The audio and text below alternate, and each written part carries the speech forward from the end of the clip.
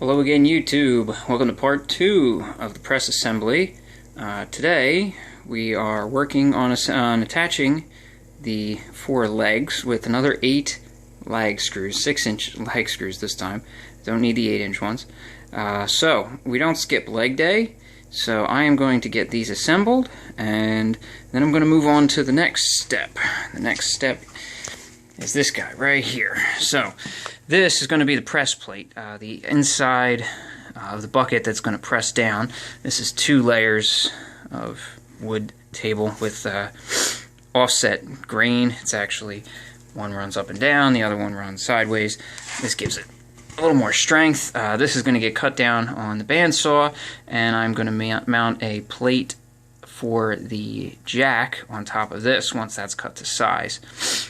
So once that's all done, that's going to be mounted, well, that's just loose, but it's going to be used inside the bucket for pressure on top of the apples, pears, whatever fruit you feel like squeezing at the time. So I will be back with the next part of that video. So here we have the finished press plate. This has the mounted 2x6 on top and the 2 layers of table. Might be a little tough to see on camera, but you can see they're offset grain with the grain running this way, and if flipped over, the grain runs the other way. This is to prevent splitting when putting the pressure behind it. So the 2x6 plate here is actually mounted so it stays on top. What I am going to do though is I am going to cut a stack of 2x6s that'll go on top to be added as the jack gets lower and lower to add more height to keep putting the jack back higher as the juice and everything gets squeezed down. So here we go. The press is mostly assembled. Actually all the woodwork is assembled. So here is its features. In the press bucket we have the press plate. This is the finished press plate that will sit under the jack. This will sit, well, on top of the hydraulic box for right now, and the press will actually sit on top of that and will compress down whatever's underneath.